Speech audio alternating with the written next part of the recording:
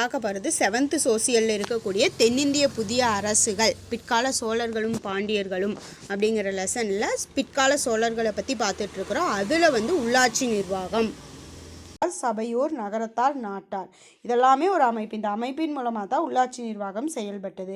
வேளாண்மையினுடைய விரிவாக்கத்தின் காரணமாக சோழர் ஆட்சியில் வேளாண்மை விரிவாக்கம் அடைஞ்சது. அதன் காரணமாக விவசாயினுடைய குடியிருப்பை கிராமங்களில் அதிகப்படுத்தியிருக்காங்க. அந்த குடியிருப்பு அதிகமாகிறப்போ ஒவ்வொரு கிராமமும் தனித்தனியாக ஊர்கள்னு அழைக்கப்பட்டது. சில உடைமையாளர்களாக இருந்த நில உடைமை ஊரார்கள் கிராமத்தில் இருக்கக்கூடியவங்களுக்கு நிலம் சொந்தமானதாக இருந்திருக்கு. நில உடைமையாளர்களாக இருந்த ஊரார் ஊரின் சார்பாக பேசுபவர்களாக, ஊருக்கு ஏதாவது பிரச்சனை ஏதாவது வேணும் அப்படின்னா அவர்கள் தான் ஊரின் சார்பாக பேசியிருக்காங்க. பிராமண கிராமங்களை சேர்ந்த சபையோர் இருந்திருக்காங்க. பொது நிர்வாகம், நிதி வழங்கல், இது எல்லாமே அவர்கள் யார் மேற்கொண்டிருக்கா? பிராமண கிராமங்களை சேர்ந்த சபையோர் தான் பொது நிர்வாகம், நிதி வழங்கல், இது எல்லாமே மேற்கொண்டாங்க. வணிகர்களினுடைய குடியிருப்புகளை நகரத்தார் நிர்வகிச்சிருக்காங்க. தனித்திறன் பெற்ற கட்டுமான கலைஞர்கள், இரும்பு தொழில் செய்வோர், தங்கவேலை செய்வோர், நெசவு செய்வோர், மண்பாண்டம் செய்வோர், இது எல்லாமே நகரத்தில் இருந்திருக்காங்க. நாட்டார் அமைப்பு, அதாவது நாடுகளில் இருக்கக்கூடிய அமைப்பான நாட்டார் அமைப்பு நாடோடு தொடர்புடைய பூசல்களையும் ஏனைய சிக்கல்களையும் தீர்த்து வைத்தது. ஊர், சபை, நகரம், நாடு இவற்றினுடைய மன்றங்கள் பல்வேறு குழுக்கள் மூலமாக பணிகளை மேற்கொண்டன. நீர்ப்பாசனம், சாலைகள், கோவில்கள், தோட்டங்கள், வரி வசூல், மத விழாக்கள் நடத்துதல், இது எல்லாமே அந்த குழுக்கள் தான் இந்த மாதிரியான பணிகளை மேற்கொண்டிருக்கு. இந்த கட்டுமான தொழில், இரும்பு தொழில் செய்கிறவங்களாம் நகரத்தில் வாழ்ந்திருக்காங்க. வணிகர்களினுடைய குடியிருப்பு நகரத்தில் தான் இருந்திருக்கு. வேளாண்மை, விவசாயம் சம்மந்தமானவங்க தான் கிராமத்தில் இருந்திருக்காங்க சோழ பேரரசில். நிர்வாகம், நீதி இது எல்லாமே பிராமணர் குழுவை சேர்ந்தவர்கள் கவனிச்சிருக்காங்க. உத்திரமேரூர் கல்வெட்டு, இன்றைய காஞ்சிபுரம் மாவட்டத்தில் உள்ள உத்திரமேரூர் கல்வெட்டு பிராமணர்களுக்கு கொடையாக வழங்கப்பட்ட ஒரு பிரத்யேக கிராமம் தான். உத்திரமேரூர் கிராமங்கிறது பிராமணர்களுக்கு வழங்கப்பட்ட கிராமம்.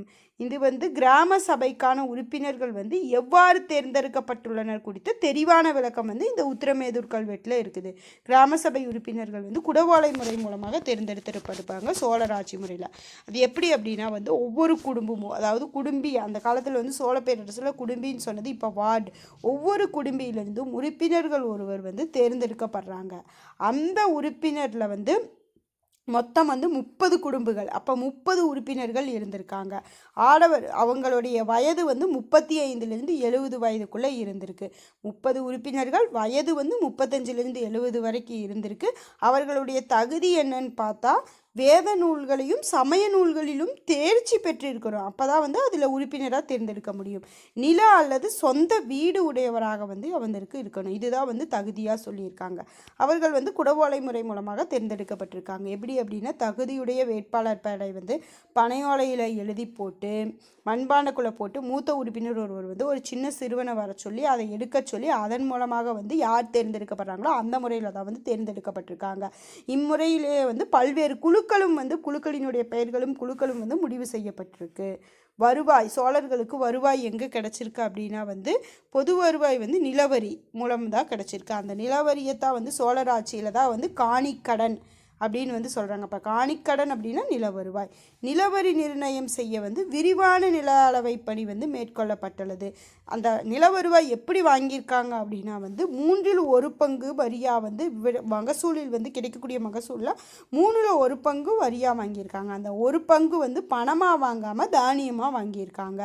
அது மட்டும் இல்லாமல் தொழில் வரியும் வணிகத்தின் மீதான சுங்க வரிகளும் சோழர் காலத்தில் வசூலிக்கப்பட்டது. நிலம் சார்ந்த உறவுகளை அடிப்படையாக கொண்ட சமூக அமைப்புகள், வரி விலக்கு அளிக்கப்பட்ட நிலங்களை, சில நிலங்களுக்கெல்லாம் இந்த வரி வேண்டாம் அப்படின்னு சொல்லிட்டு விலக்கு அளிச்சிருப்பாங்க. அந்த நிலங்களை அரசு அதிகாரிகளுக்கு, பிராமணர்களுக்கு, கோவில்களில் வேலை செய்கிற கோவில்களுக்கும், அதாவது தேவதான கிராமங்கள்னு அழைக்கப்படுற கோவில்களுக்கும் மத நிறுவனங்களுக்கும் கொடையாக வழங்கியிருக்காங்க.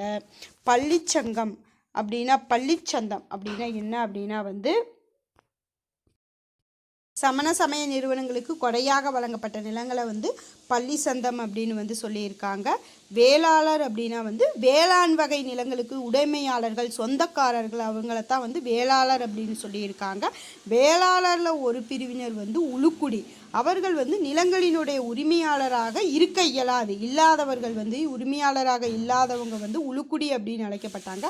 அவங்க என்ன பண்ணாங்க அப்படின்னா வந்து பிரத்யேக வேளாண் வகை நிலங்களில் வந்து வேளாண் பணிகளை வந்து செய்ய வேண்டி இருந்தது. மொத்த விளைச்சலில் வந்து வேளாண் வகை நில உடையாளர்கள் வந்து மேல்வாரத்தை, அதாவது விளைச்சலினுடைய பெரும் பகுதியை வந்து உரிமையாளர்கள் பெற்றுக்கிறாங்க. மீதி இருக்கக்கூடிய கீழ்வாரம் விளைச்சலினுடைய சிறு பகுதியை வந்து இவங்களுக்கு கொடுத்துருக்காங்க. யாருக்கு? உளுகுடி வகை பிரிவினை சேர்ந்த வேளாளர்களுக்கு. யார்? பிரத்யேக வேளாண் வகை நிலங்களில் வேலை செய்பவர்கள் வந்து மேல்வாரத்தை வந்து அவர்கள் நில உரிமையாளர்களும், கீழ்வாரத்தை வந்து உளுக்குடியினருக்கும் கொடுத்துருக்காங்க. அடிமை பணிசெய் மக்களும் வந்து சோழர் சமுதாயத்தில் வந்து கீழ்நிலையில் இருந்திருக்காங்க. இடைமட்டத்தில் வந்து போர் செய்வோரும் வணிகர்களும் வந்து இடம் பெற்றிருக்காங்க. நீர்ப்பாசனமும் வந்து சோழர் காலத்தில் முக்கியத்துவம் வாய்ந்ததாக இருந்தது. கங்கை கொண்ட சோழபுரத்தில் வந்து முதலாம் ராஜேந்திர சோழனால் கட்டப்பட்ட 16 மைல் நீளம் கொண்ட ஏரிக்கடை தடுப்பணை வந்து இதற்கு ஒரு மிக சிறந்த எடுத்துக்காட்டாக சொல்லலாம். கங்கை கொண்ட சோழபுரத்தில் இருக்கிற முதலாம் ராஜேந்திர சோழனால் கட்டப்பட்ட 16 மைல் நீளம் கொண்ட ஏரிக்கடை தடுப்பணை வந்து நீர்ப்பாசன வசதிக்கு எடுத்துக்காட்டாக சொல்லலாம். காவேரியினுடைய கழிமுக பகுதியில் வந்து குறுக்கு நெருக்காக வந்து மரபு சார்ந்த முறையில் நீரினை திசை மாற்றுவதற்காக வந்து வடிவாய்க்கால்கள் வந்து அமைக்கப்பட்டிருந்தது. வடிவாய்க்காலில் வாய்க்கால் அப்படின்னா வந்து தேவைப்படும் நீரை வந்து கொண்டு வருவது. வடிகால் அப்படின்னா வந்து தேவைக்கு அதிகமான நீரை வந்து வெளியேற்றுவது. ஊர்வாய்க்கால்கள் வந்து பொதுமக்கள் அனைவருக்கும் சொந்தமானதாக இருந்தது. நடுவாய்க்கால்கள் வந்து நாடு என்ற நிர்வாக பிரிவின் மட்டத்தில் வந்து பயன்படுத்தும் வாய்க்கால் வந்து நாடு வாய்க்கால்கள் என அழைக்கப்பட்டது. நீர் விநியோகத்தில் வந்து சுற்றுமுறை வந்து நடைமுறையில் இருந்தது. மதம் நெக்ஸ்ட் வந்து சைவத்தின் மீது சோழர்கள் வந்து மிகுதியான பற்று கொண்டிருந்தாங்க. அப்போ சைவம் அப்படின்னாவே வந்து சிவபெருமானை வழிபடுறவங்க. சிவபெருமானினுடைய திருவிளையாடல்கள் வந்து சைவ அடியார்களால் வந்து திருமறைகளாக வந்து சைவ அடியார்களால் வந்து இயற்றப்பட்டது. நாயன்மார்களால் வந்து சைவ அடியார்கள் வந்து நாயன்மார்கள் அப்படின்னு அழைக்கப்பட்டாங்க. அந்த நாயன்மார்களால் இயற்றப்பட்டது தான் வந்து திருமுறைகள். அதாவது திருமுறைகள் சைவ திருமுறைகள் அப்படின்னு வந்து அழைக்கப்பட்டது. இந்த சைவ திருமுறைகள் வந்து 12 இருக்குது. இந்த 12ஐயும் தொகுத்தவர் வந்து நம்பியாண்டார் நம்பி. அப்போ சைவ திருமுறைகள் உருவானது சோழர்கள் காலத்தில் தான். 63 நாயன்மார்களால் 12 திருமுறைகள் சைவ திருமுறைகள் வந்து உருவாக்கப்படுது. அதை தொகுத்தவர் வந்து நம்பியாண்டார் நம்பி. கோவில்களுக்கும் வந்து சோழர்கள் வந்து முக்கியத்துவம் கொடுத்துருக்காங்க. பிரம்மாண்டமான கோவில்கள் வந்து கட்டப்பட்டுள்ளது. தஞ்சாவூரில் இருக்கக்கூடிய கங்கை கொண்ட சோழபுரம், தாராசுரம் கோவில், இந்த மாதிரியான இடங்களில் இருக்கக்கூடிய கோயில்கள் வந்து சோழர்களினுடைய கலைகளான கட்டிடங்கள், சிற்பங்கள், செப்பு சிலைகள், ஓவியங்கள், படிமியவர் இதற்கெல்லாமே வந்து களஞ்சியமாக வந்து விளங்குகிறது. கோவில்கள் வந்து வழிபாட்டு தலமாக மட்டும் இல்லாமல் கல்வி கற்கும் இடமாகவும் இருந்தது. அங்கே கோயில்களுக்கு வந்து பெருமளவு நிலம் வந்து சொந்தமாகவும் வந்து வச்சிருந்தாங்க. அவை கல்வியையும் பக்தி கலைகளினுடைய வடிவங்களான நடனம், இசை, நாடகம் இதையும் வந்து வளர்த்தன. கோயில்கள் தான் வந்து கல்வி மட்டுமல்லாமல் பக்தி கலைகளின் வடிவங்களான நடனம், இசை, நாடகம் இது எல்லாமே வந்து வளர்த்துருக்காங்க.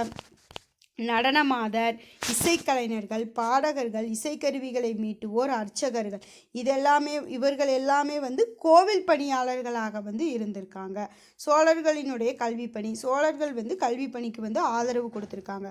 முதலாம் ராஜேந்திரன் அவர் தான் வந்து எண்ணாயிரம் கிராமத்தில், தற்போது விழுப்புரம் மாவட்டத்தில் உள்ள எண்ணாயிரம் கிராமத்தில் வந்து ஒரு வேத கல்லூரியை நிறுவுறாரு. அந்த வேத கல்லூரியில் வந்து 14 ஆசிரியர்களும் அவர்களுடைய வழிகாட்டுதலை வந்து 340 மாணவர்களும் வந்து கற்றிருக்காங்க. அவர்களுக்கு என்ன போதிக்கப்பட்டது அப்படின்னா வந்து வேதங்கள், இலக்கணங்கள், உபநிடதங்கள் இதெல்லாமே வந்து கற்பிக்கப்பட்டது. இதற்கு பின் வந்தவர்கள் வந்து முதலாம் ராஜேந்திரனை வந்து முன்னுதாரணமாக கொண்டு திருபுவனை மற்றும் திருமுக்கூடல் இந்த இடங்கள்லாம் வந்து 1048, 1067 ஆண்டுகளில் வந்து இதே மாதிரி கல்லூரியை வந்து நிறுவியிருக்காங்க. திருப்புவனை வந்து இன்றைய புதுச்சேரியில் இருக்குது. திருமுக்கூடல் வந்து செங்கல்பட்டு மாவட்டத்தில் இருக்குது.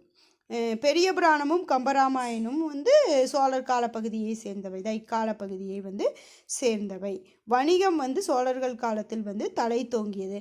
அது வந்து 2 வணிக குழுக்கள் இருந்தது, 5 வண்ணத்தார் மணி கிராமத்தார். 5 வண்ணத்தார் மணி கிராமத்தாருங்கிற 2 குழு இருந்தது. இதில் இந்த வணிக குழு அமைப்புகளை வந்து சேர்ந்த வணிகர்கள் வந்து வணிக நடவடிக்கைகளை வந்து மேற்கொண்டிருக்காங்க. இதில் 5 வண்ணத்தார் குழு வந்து யாரெல்லாம் இருந்திருக்காங்க அப்படின்னா வந்து மேற்கு ஆசிரியர்கள், அராபியர்கள், யூதர்கள், கிறித்துவர்கள் இதெல்லாமே அவங்க இருந்திருக்காங்க. இஸ்லாமியர்கள் இவங்க எல்லாத்தையுமே உள்ளடக்கியது தான் வந்து 5 வண்ணத்தார் குழு. இவர்கள் என்ன பண்ணாங்க அப்படின்னா வந்து கடல் கடந்து வணிகம் மற்றும் மேற்கு கடற்கரையோர துறைமுகங்களில் வந்து குடியிருந்து கடல் கலந்து வணிகம் செஞ்சாங்க. ஆனால் மணி கிராமத்தார் என்ன பண்ணாங்க, உள்நாட்டு வணிகத்தில் வந்து தீவிரமாக ஈடுபட்டிருக்காங்க. காலப்போக்கில் வந்து இவர் அமைப்புகளும் வந்து 500வர், திசையாயிரத்து 500வர் அப்படின்னு வந்து பெயர்கள் மூலமாக ஒருங்கிணைக்கப்பட்டது. கர்நாடக மாநிலம் ஐகோலில் வந்து தலைமை அமைப்பாக கொண்டு வந்து இதுக்கு வந்து தலைமை அமைப்பாக கொண்டு செயல்படுது. 500வருக்கும் திசையாயிரத்து 500வர் போன்ற குழுக்களுக்கு தெற்காசிய நாடுகளை உள்ளடக்கிய கடல் கடந்த வணிக நடவடிக்கைகளை வந்து செயல்படுத்தியது இந்த அமைப்பு, இந்த தலைமை அமைப்பு தான். இந்த தெற்காசிய நாடுகள் நடக்கக்கூடிய வணிகத்தின் மூலமாக சில பொருட்கள் ஏற்றுமதியும் செய்யப்பட்டன, சில பொருட்கள் இறக்குமதியும் செய்யப்பட்டன. இங்கிருந்து வந்து அங்கே வெளியிலிருந்து இறக்குமதி செய்யப்பட்ட பொருட்கள் வந்து யானை தந்தம், பவளம், சங்குகள், கண்ணாடி, ஒளி புகும் புகா கண்ணாடிகள், பாக்கு, ஏலம், வர்ணப்பட்டு நூல்களோடு நெய்யப்பட்ட பருத்தி இலை துணிகள். ஏற்றுமதி செய்யப்பட்டது சந்தன கட்டையும் கருங்காலி கட்டையும். சுவையூட்டும் பொருட்கள் எல்லாமே இங்கிருந்து தான் வந்து ஏற்றுமதி செய்யப்பட்டிருக்காங்க. விலை உயர்ந்த ஆபரண கற்கள், மிளகு, எண்ணெய், நெல், தானியம் இதெல்லாமே வந்து இங்கிருந்து ஏற்றுமதி செய்யப்பட்ட தெற்காசிய நாடுகளுக்கு ஏற்றுமதி செய்யப்பட்ட பொருட்கள் ஆகும்.